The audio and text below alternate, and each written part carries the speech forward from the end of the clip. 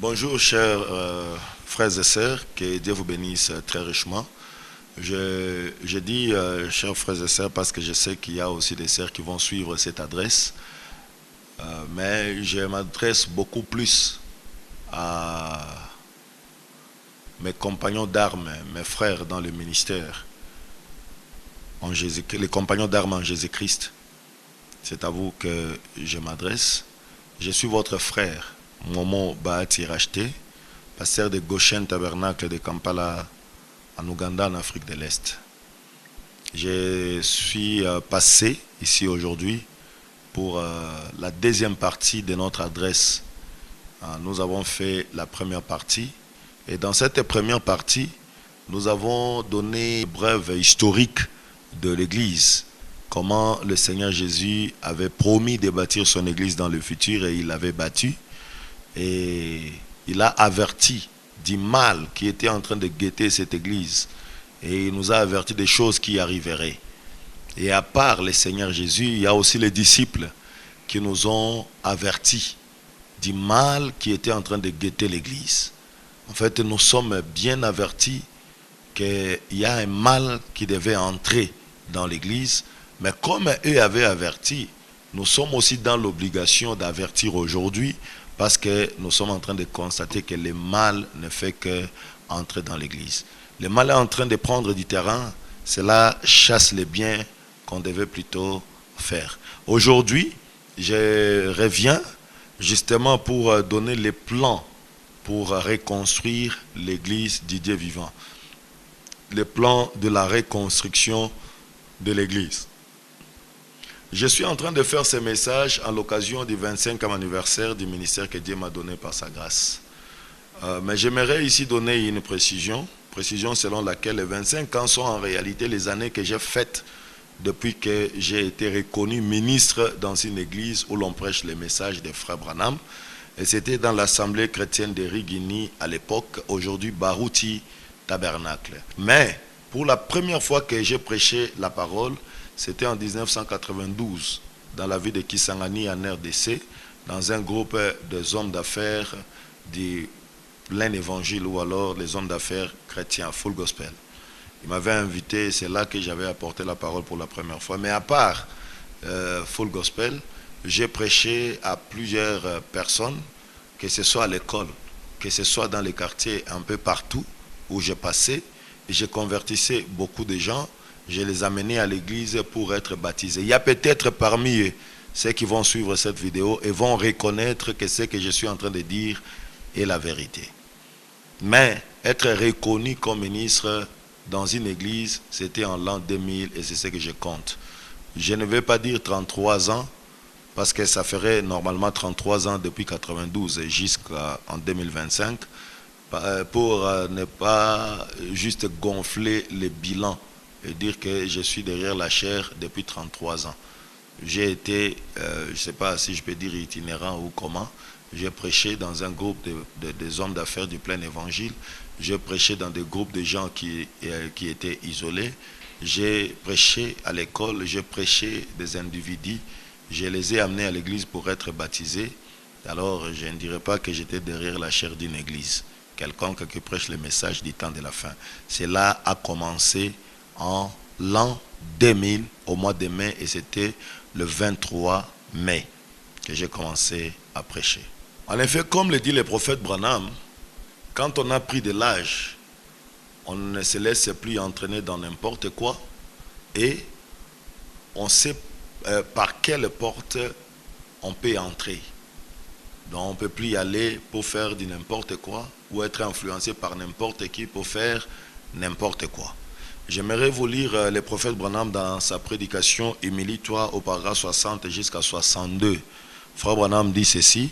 « Alors, je me suis mis à réfléchir. Et moi, alors, je vais prendre quoi? Je prendrai de 75 à 100 ans. Je serai plus intelligent, plus sage. Je serai plus stable. Je m'y connaîtrai plus dans ce que je fais. Je suis de 10 ans, de 8 ou 10 ans, plus âgé que la dernière fois que je suis allé outre-mer. Je ne vais pas me précipiter là-bas comme si je tuais des serpents. je vais m'y connaître plus. Voyez-vous, je sais comment procéder. C'est exactement comme un chien chasseur de ratons laveurs qui se bat avec un raton laveur, voyez-vous. Vous savez comment le maîtriser. Ne vous précipitez pas sur lui, il va vous griffer. Voyez-vous, apprenez ses ruses et observez ce qu'il fait. Et nous en prenons plus long sur l'ennemi. Donc, nous devons découvrir toutes ces techniques et comment il s'approche et ce qu'il fait. Étudier ses coups de poing. Alors, vous avez la formation qu'il faut pour l'attaquer, voyez-vous. Alors, je crois que maintenant, j'ai dit à ma femme, je crois que je suis en meilleure condition maintenant que quand j'y suis allé quand j'avais 40 ans. Voyez-vous? Et j'ai 54 ans. Et je crois que si je suis en vie et que je vais encore me déplacer aussi bien que maintenant quand j'aurai 100 ans, si j'ai point de suspension, si Jésus tardait jusque-là, à ce moment-là, je serai en meilleure condition que maintenant pour y aller. Voyez, en effet, on s'y connaît plus, on sait plus ce qu'il faut faire et comment s'y prendre, comment conduire l'affaire. Amen. En lisant ces déclarations de Frère Branham, vous comprenez que plus l'on vieillit, plus on devient sage, plus on devient intelligent.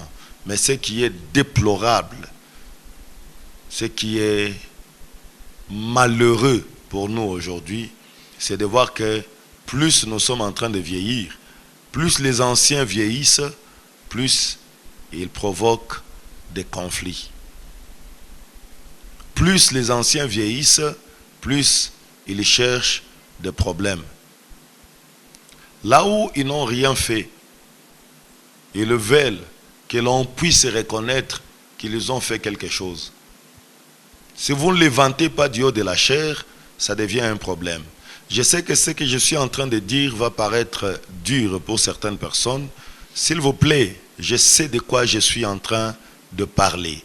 L'Église est en train de mourir. Nous avons fait de l'Église de Dieu un supermarché, des boutiques. Nous avons fait de l'Église de Dieu des champs. Les champs dans lesquels on n'a rien planté, mais l'on veut récolter. Et on se crée des problèmes de gauche à droite. On se crée des conflits inutiles. Parce qu'on n'a pas été vanté. Parce qu'on n'a pas reçu des honneurs selon que l'on voulait. Et ainsi de suite. Je suis en train de faire cette adresse avec amertume. Parce que nous sommes en train de constater beaucoup de choses qui se passent dans l'église du Dieu vivant. Et ce sont des choses qui ne devaient pas se passer en réalité. Alors ne m'en voulez pas. Je ne vous supplie pas. Mais je suis en train de dire une conviction de mon cœur. Ne m'en voulez pas. Et s'il y a des questions, je suis prêt. Je suis vraiment ouvert à répondre à toutes les questions qui me seront posées par rapport à ce que je suis en train de dire. Si vous ne voyez pas que l'église est en train de mourir, Jésus avait vu qu'il y aura le mal qui entrera. Si vous ne voyez pas que l'église est en train de mourir, sachez-le comme on l'avait dit dans la première partie de notre adresse, il y a un conseil qui nous a été donné à fermer le reste qui est prêt à mourir. Si vous ne voyez pas ça, il y a ceux qui voient. Jésus l'avait déjà vu. Les disciples l'ont vu. Frère Branham l'avait vu. Et nous sommes en train de voir. Si vous ne voyez pas, restez tranquille, ne dénoncez rien. Mais laissez-nous qui essayons de voir quelque chose parce que le mal est en train de gagner du terrain. Laissez-nous dénoncer cela. Parce que ça ne va pas. Justement, comme Frère Branham l'avait dit, le corps le plus malade, c'est le corps du Seigneur Jésus-Christ. Et c'est nous, ministres, nous, prédicateurs, nous, pasteurs, qui devrions aider ce corps à être soigné, à se rétablir. C'est nous qui sommes en train de le déchirer encore davantage. Par nos sentiments, par notre soif égocentrique. Nous voulons récolter même là où nous n'avons rien semé. Nous voulons avoir des honneurs même là où il ne fallait pas avoir des honneurs. Je remercie le Seigneur parce que pendant ces 25 ans de mon apostolat, certainement que je suis passé par beaucoup de choses. J'ai aussi vu beaucoup de choses. Dieu m'a permis de me marier dans les champs missionnaires. Il m'a donné des enfants qui sont tous nés dans les champs missionnaires. Et je suis encore dans les champs missionnaires au moment où je suis en train de parler. J'ai ouvert des églises par-ci par-là. C'est au nombre de 5. Je sais que quand je dis ici que j'ai ouvert des églises, ça va encore susciter des polémiques. Ça va susciter peut-être la panique chez les autres qui pourront suivre cette adresse. Et diront, voilà, ils commencent à réclamer les églises. Je ne réclame rien, s'il vous plaît. Je ne réclame rien. C'est l'histoire. On ne va pas changer l'histoire. J'ai commencé ces églises-là. Je ne vais pas citer des endroits, mais ce sont des églises que j'ai commencées. Ou alors, pour être sûr de ce que je fais, je pense que citer les noms des endroits, c'est encore mieux. J'ai commencé une église à Liambongo, c'est à 18 km de Banalia sur la route Panga. J'ai commencé une église à Alolo, à 25 km de Banalia sur la route Panga, c'est dans la province de la Chopo, en République démocratique du Congo. J'ai commencé une église à Kasunyu, c'est vers Minova, je crois à 7 km de Minova quand vous allez vers les lacs. Ça, c'est dans le sud Kivu. C'était la 3e église. Et la 4e église, je l'ai commencé ici en Ouganda, ici à Kampala. Et la 5e église, je l'ai commencé au Rwanda, dans la ville de Musanze. Ce sont les 5 églises que j'ai déjà commencé, ou alors les églises que j'ai laissées par-ci par-là. S'il vous plaît, ne pensez pas que le fait de dire ceci, je suis en train de réclamer quoi que ce soit. Je ne réclame rien. Je ne réclame rien. N'allez pas bousculer les enfants de Dieu inutilement et dire, comme il est en train de dire ceci, ça signifie qu'un jour il viendra réclamer, alors déplaçons l'église, faisons ceci et cela, pour que ça ne paraisse pas que c'est lui, et ainsi de suite. Vous allez juste vous faire du mal pour rien, parce que je ne réclame rien. J'ai commencé, personne ne peut changer cette histoire, c'est moi qui ai commencé toutes ces églises dont je viens de citer ici. J'ai prêché dans des villages et villes de la RDC, ainsi que d'autres pays d'Afrique, mais aussi en Inde. En RDC, donc République démocratique du Congo, j'ai prêché à Kinshasa, dans plusieurs communes de Kinshasa. J'ai prêché à Matadi. J'ai prêché, là c'est dans la province du Congo central, toujours en RDC. J'ai prêché à Kwakwa. J'ai prêché à Kinzaongwete. J'ai prêché à Boma. J'ai prêché à Tchela, Lemba, Mwanda, Songololo, Mbanzandamba, Mbanzangungu, Boko, Kwelongongo, Sonabata. J'ai été à Bumba dans la province de l'Équateur à l'époque. J'ai prêché à Kisangani dans la province orientale. Et c'est là que je suis allé à Kapalata. J'ai prêché à Bayaswa. J'ai prêché à Bassoulé, à Banjouade, à Banalia. J'ai été à Liambongo, là où j'ai commencé la première église. J'ai été à Alolo. J'ai été à Lolo, c'était là où j'ai commencé la 2e église. J'ai évangélisé Betukulu. J'ai prêché à Bogboloso et ses environs. J'ai dit les environs parce qu'il y a des endroits où c'est reconnu seulement au nom de kilomètres, c'est-à-dire kilomètre 43. J'ai prêché au point kilométrique 43. Là, c'est sur la route Panga. J'ai prêché au point kilométrique 44, c'est toujours sur la route Panga, c'est dans le cadre d'évangélisation, j'ai gagné des âmes là-bas. J'ai prêché à 58 km, au point kilométrique 58, c'est toujours sur la route Panga. Pour ceux qui connaissent cette route-là, c'est à l'entrée de la carrière de diamants de Lolima. J'ai été à Bandima, j'ai été à Babissé, à Bagué, à Bunia, j'étais à Aru, à Mahagi, à Durba, j'ai prêché à Isiro, à Ibambi, j'ai prêché à Goma, à Bukavu, à Uvira, j'ai prêché à Minova, à Kitembo, j'ai prêché à Bulenga, j'ai prêché à Kigoma, j'ai prêché à Muhanga, j'ai prêché à Mugunga, j'ai prêché à Miti, j'ai prêché à Kavumu. Au Rwanda, j'ai prêché à Kigali, j'ai prêché à Kayonza, j'ai prêché à Kibungo, j'ai prêché à Kinigi, j'ai prêché à Kinigi et les environs. C'est d'autres villages dont je ne me rappelle pas des noms. J'ai prêché à Gisenyi, j'ai prêché à Musanze, dans la ville de Musanze. Au Burundi, j'ai prêché à Bujumbura et les environs. Je ne me rappelle pas des noms. En Tanzanie, j'ai prêché à Dar es Salaam, j'ai prêché à Newland. Newland, c'est quand vous arrivez à Miké, c'est pour ceux qui connaissent bien la Tanzanie. En venant de Dar es Salaam ou en venant de Morogoro, quand vous êtes à Morogoro, vous faites seulement, je pense, une dizaine ou vingtaine de kilomètres, vous arrivez à Mikese. Mais quand vous venez de Dar es Salaam, vous faites, je crois, 180 kilomètres, presque 200 kilomètres, vous arrivez à Mikese. Quand vous venez de Dar es Salaam, vous arrivez à Mikese. Newland, c'est quand vous prenez la droite, vous allez à quelques kilomètres à l'intérieur là-bas. Et Zumbwe, c'est à gauche, parce que j'ai été aussi à Zumbwe, où j'ai évangélisé. En Angola, j'ai prêché à Kabinda. En Ouganda, j'ai prêché à Kampala. J'ai prêché à Hoima. J'ai prêché à Bugiri. Et en Inde, j'ai prêché à New Delhi. À plusieurs reprises, j'ai été menacé de mort par des païens comme par des croyants, mais aussi une fois par un serviteur de Dieu. C'était horrible. Et je lui ai dit,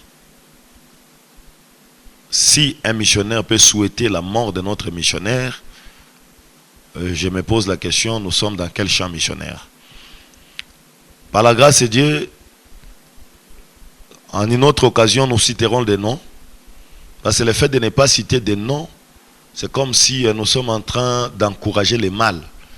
Des gens qui se comportent en meurtriers, des gens qui se comportent en de mauvaises personnes, en cachette. Et devant des enfants de Dieu, ils se montrent en saints. Ce sont des choses que nous connaissons. Comme je l'avais encore dit, ne m'en voulez pas. Et ne dites même pas qu'on va encore te menacer. Je suis prêt, comme l'apôtre Paul l'avait dit, pas seulement à être lié, mais aussi à mourir pour la cause du Seigneur. Et je vais voir celui qui pourra mettre sa main sur moi si le Seigneur n'a pas encore fini le travail. J'aimerais voir vraiment cet homme. Il sera vraiment courageux. Peu importe ce que quelqu'un peut penser, je suis obligé de dire la vérité. Parce que nous devons dénoncer cela. Si vous n'avez pas le courage de dénoncer le mal, laissez-nous dénoncer le mal. Parce que c'est trop. Comme on le dit en français, trop, c'est trop. À l'occasion de ce 25e anniversaire du ministère, j'ai vraiment pensé faire cette adresse parce que l'église de Dieu est malade. L'église est en train de mourir. On est en train de détruire l'église pour des intérêts égocentriques, des motifs égocentriques. Nous devons faire quelque chose pour avertir le peuple de Dieu. Le Seigneur Jésus nous a avertis, les apôtres nous ont avertis, je dois aussi faire ma part. J'ai déjà été menacé à mort et c'était sérieux. Je ne serai pas vivant aujourd'hui. Si le Seigneur a permis que je sois vivant, je dois dire la vérité, je dois dénoncer le mal. Que personne ne me dise non, ce que tu as fait là, tu vas provoquer ceci et cela. Ce que les gens sont en train de provoquer, vous ne voyez pas ça? Si nous pouvons dénoncer le mal, je crois que nous allons décourager plusieurs personnes dans cette démarche-là de faire toujours le mal, de nuire aux gens. Les gens sont en train de craindre aujourd'hui d'être empoisonnés. Je l'avais dit dans la première partie. Qu'est-ce qui fait que les pasteurs sont en train de se promener avec leur micro aujourd'hui? Et même des messages prophétiques qui sortent et qui disent circule avec ton micro, protège ton micro, on va t'empoisonner à partir du micro. Et vous entrez dans l'église étant déjà paniqué, vous avez la peur parce que Dieu a dit qu'on va vous empoisonner. Mais Dieu a dit que quand vous allez prendre le poison, ces poisons-là ne vous feront point de mal. C'est aussi la parole de Dieu, non? Pourquoi vous ne croyez pas à ce qui est dans la Bible, qui est la parole de Dieu? Vous croyez seulement à une prophétie qui est sortie dans une salle de dons, une maison de dons, ou bien par une personne quelconque. Et si vous êtes aussi prêt à m'empoisonner, vous dites que comme il a dit cela, nous allons l'empoisonner, nous allons voir qu'est-ce qu'il va faire, qu'est-ce qu'il va devenir. Allez-y, faites-le. Si je meurs, sachez-le que c'est Dieu qui l'a voulu. Que je meurs. Mais je vais manger votre poison là, et ça va devenir des vitamines dans mon corps. Et il y a risque que si vous le faites, que vous puissiez manger ces poisons là vous-même. Et peut-être vous l'avez déjà mangé, je ne sais pas. J'ai beaucoup de peine quand je suis en train de dire ceci. Parce que l'église de Dieu ne devait pas être ce qu'elle est. Quand nous lisons la parole de Dieu, nous lisons la Bible, nous lisons les messages, l'église ne devait pas être ce qu'elle est aujourd'hui. L'église devait être très loin, en puissance. L'amour devait gouverner l'église du Dieu vivant. Mais ce sont des soupçons, c'est de l'hypocrisie, la jalousie, et ainsi de suite. La ruse, n'en parlons pas. Et l'orgueil. S'il vous plaît, je sais que vous êtes habitués à ça. Vous offensez les gens en public. Vous calomniez des gens en public. Là où il y a plusieurs personnes. Vous dites des fausses choses que vous-même vous connaissez. Et quand il faut arranger, vous passez en secret pour aller arranger. Allez aussi arranger en public devant tous ces gens-là qui ont entendu ce que vous avez proféré comme calomnie, comme mensonge. Allez faire ça en public. Nous devons dénoncer le mal. Un jour viendra où nous citerons les noms des gens. Parce que ça ne va pas. Vous ne devez pas vous faire passer comme des saints devant des enfants de Dieu, alors que vous-même vous savez que vous êtes hypocrite. Et moi aussi je le sais. Et là où je suis hypocrite, dites-moi que je suis hypocrite. Là où je suis risé, dites-moi que je suis risé. Un jour viendra où nous citerons des noms des gens. Parce que trop c'est trop. Ce que nous voyons, ce n'est pas ce qui devait être vu dans l'église du Dieu vivant. Cela n'est pas mon affaire, mais je suis ici pour donner les plans de reconstruction de l'église du Dieu vivant. C'est pourquoi je fais cette deuxième partie de mon adresse aujourd'hui. J'ai combattu même là où il ne fallait pas combattre. Des combats qui ont été occasionnés ou suscités par des croyants comme par des non-croyants et même par des serviteurs de Dieu. Ce qui est déplorable. J'ai vu Dieu opérer des miracles de guérison, de délivrance ainsi que la transformation radicale des vies. J'ai vu des morts ressuscités, des réponses instantanées aux prières, le soutien de Dieu. On va peut-être me poser la question de savoir ce qui m'a beaucoup plu parmi toutes les choses que Dieu a faites. La réponse est simple et rapide. Une vie transformée. C'est ce qui m'a beaucoup plus plu dans tout ce que j'ai vu Dieu faire. J'ai entendu plusieurs personnes, surtout des ministres de l'évangile, se lamenter en disant que c'est la faute des anciens. Et bientôt Dieu s'occupera d'eux. Il va retrancher l'un après l'autre. Et il va susciter une nouvelle génération qui continuera à prêcher le message dans sa pureté. Je conteste cette affirmation parce que ceux qui sont accusés d'être à la base de la confusion ont déjà sémé la mauvaise semence. Ils ont l'air gardiens du temple qui continueront avec la propagation de mauvaises pratiques. Il est donc grand temps de repenser les messages parce que nous avons la responsabilité de les garder propres. N'attendez pas à ce qu'un ancien puisse partir pour dire que maintenant je vais prêcher le message pur. N'attendez pas à ce qu'un ancien meure pour dire ah voilà, Dieu l'a tué, maintenant nous sommes libres de prêcher le message. Vous vous trompez. Parce que ceux qui ont semé de mauvaises semences, ils ont leurs descendants qui ont le même ADN spirituel et qui continueront avec la propagation de ce que leurs maîtres ou leurs géniteurs avaient déjà commencé. Ce sont des gardiens du temple, ils n'accepteront pas que les travaux ou alors les œuvres de leurs maîtres puissent disparaître. Ce qu'il faut faire, c'est prêcher la pureté du message là où vous êtes en ce moment même. N'attendez pas que quelqu'un meure pour commencer à prêcher le message. N'attendez pas que quelqu'un meure pour commencer à dénoncer le mal. N'attendez pas que quelqu'un meure pour commencer à faire le travail. Faites le travail aujourd'hui parce que vous en avez la responsabilité. Avant de donner mes décisions dans ce que j'ai constaté, ce qui a été la destruction de l'église du Dieu vivant, j'aimerais ici vous faire voir les valeurs qui ont été détruites et sont des valeurs à reconstruire. J'ai identifié 9. Par la grâce de Dieu, je sais que vous avez identifié plusieurs.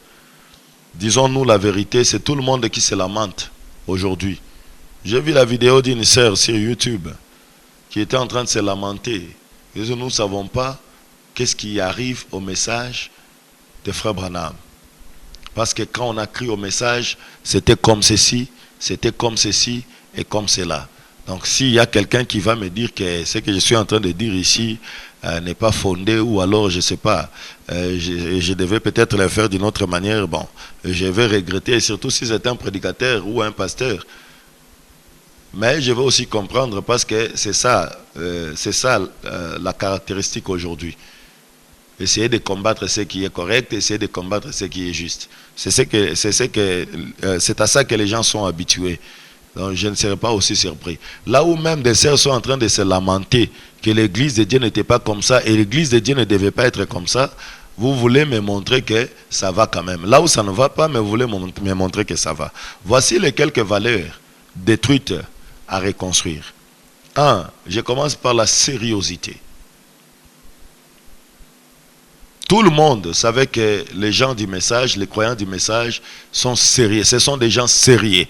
Regardez même, il y a des vidéos sur YouTube.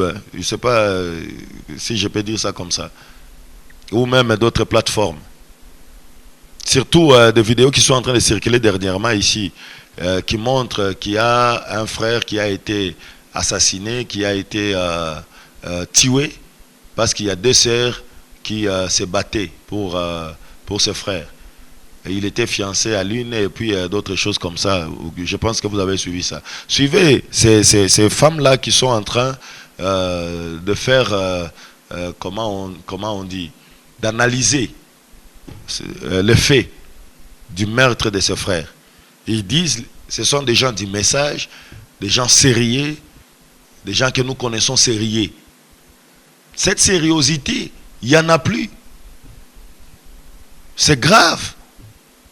Et quand je parle de la sériosité, je sous-entends la sainteté, la pureté, l'honnêteté, la sincérité, la vérité. Et des mariages sincères, des mariages stables, et ainsi de suite. Il n'y a plus de sérieux. Dans le ministère, n'en parlons pas. Le point 2, c'est le respect. Il n'y en a plus. Le respect les uns envers les autres, il n'y en a plus. Le respect envers des serviteurs de Dieu, il n'y en a plus. Le respect envers des enfants de Dieu, des fils et filles de Dieu, il n'y en a plus.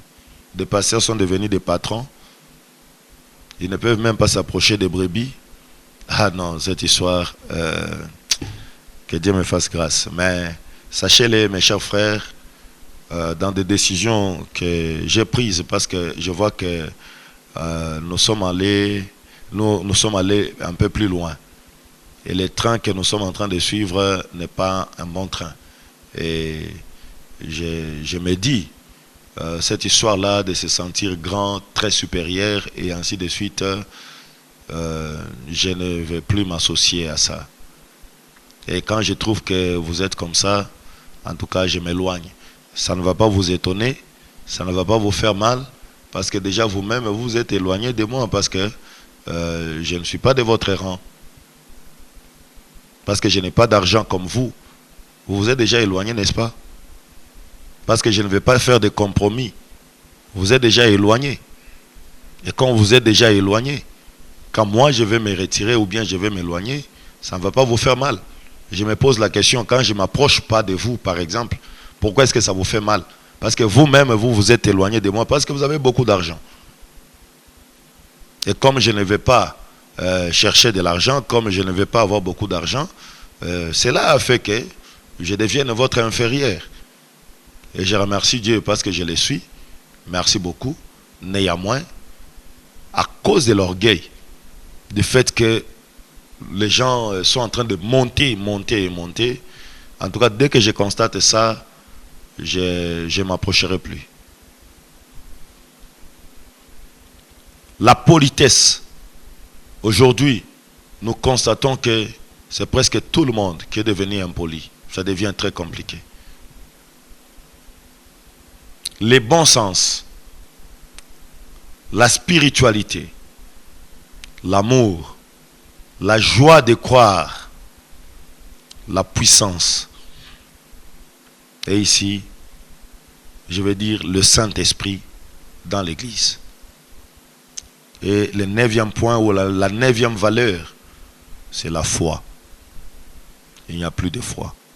Tout est devenu mécanique. Que Dieu nous fasse grâce. Ce sont les valeurs détruites qui sont à reconstruire. Maintenant, j'arrive au point de décision que j'ai prise. Ça ne me concerne que moi. Ça ne m'engage que moi. Je n'isole personne. Je suis ouvert à tout le monde. Et je suis discipliné. J'aime la discipline.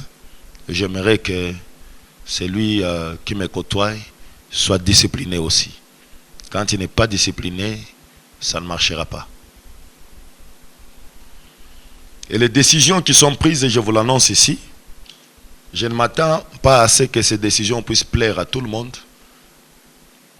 Et je ne m'attends pas à ce que les gens puissent m'applaudir après que j'ai pris toutes ces décisions. Donc, après la lecture de l'Église et toutes ces choses qui s'y passent, il y a quelques décisions que j'ai prises pour pouvoir remettre les choses en ordre là où je serai. Depuis que je suis dans le ministère, il y a des principes que j'observe.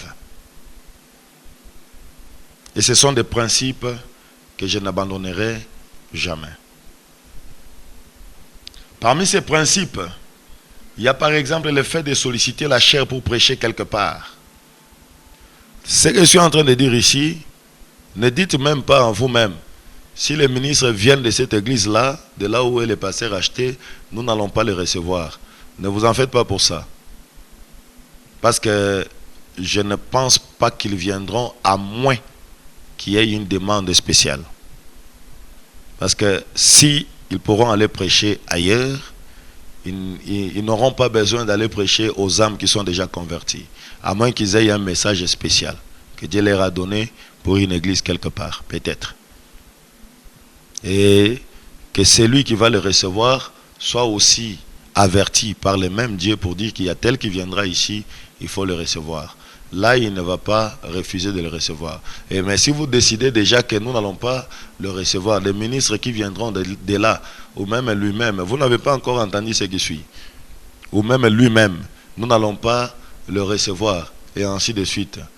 C'est que ça ne peut pas vous faire mal, ce que je suis en train de dire. C'est que je n'ai jamais sollicité la chair pour prêcher quelque part. C'est parmi mes principes. Et par la grâce de Dieu, je continuerai à maintenir ces principes-là. Je n'ai jamais exigé un salaire après la prestation. Je n'ai jamais exigé cela. Et par la grâce de Dieu, je continuerai à maintenir ces principes. Et il y a encore d'autres principes. Alors, ma première décision est celle-ci. Ne plus aller en voyage missionnaire dans des églises établies et surtout ne jamais solliciter la chair comme déjà c'est dans le principe, à moins que Dieu conduise comme cela. Et quand Dieu le fait, je suis plus que convaincu qu'il donnera un message clair et les noms de chaque église où le message en question sera prêché. Qu'il instruise aussi les responsables de l'église qui me recevra. On prêchera certes dans d'autres églises, mais par invitation ou demande du pasteur responsable, mais à condition que Dieu nous conduise à le faire. Mais me déplacer comme ceci, oh, je vais dans telle église pour aller prêcher, je ne le ferai pas. Et comme je venais de le dire, les ministres qui viendront de là, on ne les recevra pas, ils n'en ont pas besoin. Parce qu'ils doivent aller prêcher aux âmes qui ne sont pas encore en contact avec les messages. Ils doivent aller prêcher à ceux qui ne sont pas convertis et les amener à être convertis. C'est ça le travail que moi, leur pasteur, je fais. Et eux aussi, ils feront le même travail. En d'autres termes, ils sont capables de commencer des églises et vous aurez envie de venir prêcher dans ces églises-là. Mais comme ce sont des gens disciplinés, vous allez vous heurter à la discipline. Et je crois que cela vous aidera. Tout prédicateur qui sollicite la chair, là où je suis responsable, devra être sûr que Dieu m'a déjà prévenu au préalable et que c'est lui qui l'envoie. Pas question d'amitié derrière la chair. Donner la chair dans le but d'encadrer n'importe quel ministre est exempté de cette mesure, parce que l'on doit encadrer des jeunes qui sont en train de monter pour faire le travail. Mais ils doivent faire preuve de sérieuxité. S'il n'y a pas de sérieuxité, on ne va pas les recevoir. Mais on pourra toujours encadrer des ministères. Peu importe d'où ils viennent, on est prêt à donner notre apport pour que ces ministères puissent aller de l'avant. Et pas seulement encadrer en leur donnant la chair pour qu'ils puissent prêcher, mais aussi dans d'autres domaines, que ce soit des domaines financiers ou sociaux. Nous allons aussi encadrer des ministres comme ça pour qu'ils sachent à leur tour comment aussi encadrer les autres. Et tout ministre doit être éprouvé, c'est-à-dire faire preuve d'une bonne conduite chrétienne avant de se voir derrière la chair de l'Église que Dieu m'a donnée en charge. La troisième décision, organiser des rencontres de tout genre, campagnes d'évangélisation, conférences et séminaires pour évangéliser, instruire et édifier sans demander l'avis de qui que ce soit. Par conséquent, vous êtes quelque part, je vous ai déjà dit à plusieurs reprises, vous le connaissez, vous qui allez suivre.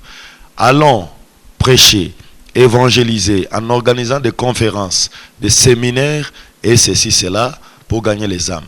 On pourra par exemple prêcher pendant autant de minutes, mais avant de prêcher, que quelqu'un puisse parler par exemple de l'entrepreneuriat. Parmi nous, le prédicateur, le pasteur, que quelqu'un puisse parler de l'entrepreneuriat. Qu'un autre puisse parler par exemple de la santé. Qu'un autre puisse parler de ceci et cela. Ensuite, il viendra un autre qui prêchera l'évangile.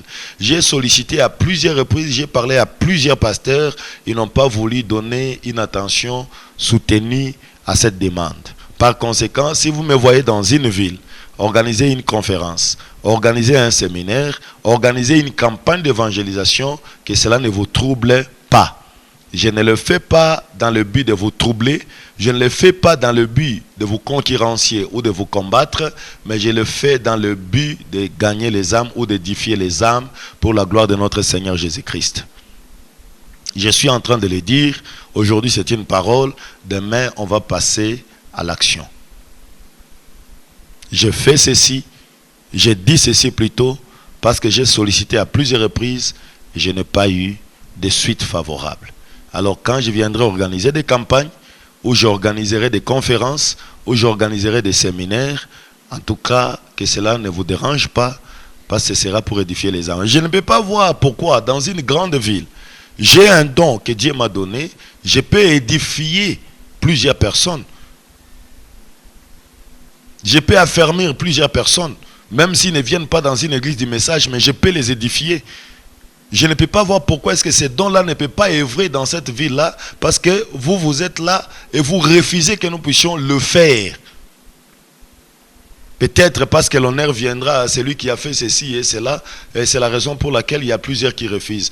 Je vous le dis, s'il vous plaît, si vous me voyez organiser une conférence, un séminaire ou quoi que ce soit, ce n'est pas dans le but de vous nuire, ce n'est pas dans le but de vous faire du mal, mais c'est dans le but d'édifier, ne serait-ce qu'une personne avec les dons que Dieu m'a donnés. Je n'aimerais pas garder les talents que Dieu m'a donnés et rendre compte alors que vous ne serez pas là quand moi je vais rendre compte devant Dieu. J'aimerais édifier ne fût-ce qu'une âme dans une ville quelconque où je suis arrivé. Que ce soit en RDC, que ce soit partout dans le monde, j'aimerais vraiment édifier une âme. Alors ne me casez pas quelque part, ou alors ne me mettez pas dans une cage. Laissez-moi aller évangéliser. Laissez-moi atteindre ce que je peux atteindre par les moyens que Dieu m'a donnés. Ma quatrième décision, conscientiser les jeunes ministres et ceux qui voudront à devenir et redevenir sérieux en tant que manipulateurs du fait divin. Quand je dis ceci, ça ne dit pas que je vais entrer en contact avec des ministres des églises, non. Mais tout ministre qui me demandera conseil comme n'importe qui, je vais les conscientiser à devenir sérieux ou alors à redevenir sérieux parce que c'est un manipulateur du fait divin. Ma cinquième décision, former les ministres dans l'esprit de construire et non de détruire, en leur rappelant ce qu'est la vraie mission de l'Église, que les ministres ne cherchent pas l'argent au nom de l'Évangile. Oh, je suis en voyage missionnaire, on m'a donné la liste des dots, je pars en voyage missionnaire parce que j'ai la liste des dots. Si vous voulez qu'on puisse soutenir votre dot, demandez-moi un soutien, je le ferai. Si vous voulez que je vous donne l'argent pour le transport, d'aller prêcher, ne dites pas que je viendrai prêcher chez vous et ainsi de suite par ruse, parce que vous savez qu'après avoir prêché, je vais vous donner ceci et cela, comme ça va vous servir de transport. Dites-moi carrément que j'ai besoin de transport pour aller prêcher quelque part. Je vous donnerai l'argent et quant à ce qui est de la chaise, je vous dirai, je n'ai pas cette conduite-là et ne m'en voulez pas. Ça, il n'y a pas à négocier. Au sixième point, ma sixième décision, c'est que je n'aimerais pas me mêler dans les choses d'autrui, vu que chacun a ses objectifs. Chacun sait ce qu'il fait, chacun sait où il va. S'il vous plaît, ne me mêlez pas dans les choses d'autrui. Et moi-même, je ne vais pas me mêler dans les choses d'autrui. C'est une décision. Ça reste. Les jours où vous allez me voir en train de me mêler dans les choses d'autrui, ou bien ne pas faire ce que je suis en train de dire ici, vous allez prendre cette vidéo et me ramener. Je sais que les gens ont l'habitude de nier, de renier ce qu'ils ont dit, ce qu'ils ont fait, parce qu'ils voient maintenant des intérêts, que les intérêts sont en danger. Mais n'hésitez pas de me présenter cette vidéo et capter même la minute et ainsi de suite. Et comme ça, vous me direz, à telle heure, telle minute, telle partie de la vidéo, vous avez dit que vous ne ferez pas ceci, mais vous êtes en train de le faire. Ça va beaucoup m'aider pour que je puisse revenir à la raison et faire ce que le Seigneur m'a conduit à faire. Ma septième décision, collaborer avec tout celui qui aura la même vision de la bonne marche de l'Église du Dieu vivant. Et ma huitième décision, soutenir sur tous les plans tout ce qui est juste pour la gloire de Dieu. Voilà, ce sont là les 8 décisions que j'ai prises pour le moment. Et dans ces 8 décisions, il y a certainement plusieurs détails. Et les moyens financiers pour parvenir à cette fin, parce qu'aujourd'hui, quand on n'a pas d'argent, vous n'êtes rien, vous ne valez rien. Comment est-ce que vous allez organiser des conférences? Il n'a même pas d'argent, il n'a rien. Comment est-ce qu'il va faire des conférences et tout? Ne vous inquiétez pas pour ça. Le Dieu qui m'a envoyé, qui m'a appelé et qui m'a envoyé, il est plus que capable de me donner tout ce qu'il faut pour que je puisse prêcher l'évangile en son honneur, pour la gloire de son nom. Le premier moyen, je dirais ceci, nous allons créer des entreprises commerciales pour donner des occupations aux enfants de Dieu, aux brebis, qui pourront avec leurs revenus soutenir tout ce que je fais pour la gloire de Dieu. Ça c'est 1. 2. Travailler de mes propres mains pour ainsi avoir suffisamment de moyens de mettre à l'œuvre ces plans de reconstruction en n'ayant aucune dépendance. 3. Les dons volontaires de ceux qui apprécieront cette initiative. Et c'est comme ça que nous évoluerons par la grâce de Dieu. En conclusion, j'aimerais dire ceci. Tout ce qui est dit dans ces documents ne m'engage que moi. Et tout celui qui les lira ou l'entendra d'une manière ou d'une autre devra être conséquent dans nos interactions. L'église de Dieu n'est pas une boutique, comme je l'avais dit. Ce n'est pas non plus une alimentation ni un marché. Tout doit se faire dans l'ordre. Si quelqu'un trouve que j'ai exagéré, il est libre de me contacter n'importe quand pour qu'on en parle sans modération ou sans réserve. Jeune ministre ou même vieux ministre, j'aimerais attirer votre attention en vous disant ceci. Nous sommes au temps de rétablissement de toutes choses. L'onction de la restauration est sur la terre. Là où vous voyez les uns dérailler, n'attendez pas l'ordre venant de qui que ce soit. Passez directement à l'action et restaurez ou rétablissez l'ordre ou la chose. Suivez les conseils que l'apôtre Paul a prodigués à Timothée. Remplissez bien votre ministère. C'est en cela que je mets fin à cette adresse que j'ai voulu faire en l'occasion du 25e anniversaire du ministère que Dieu m'a donné par sa grâce. Que Dieu vous bénisse tous. Shalom et Maranatha.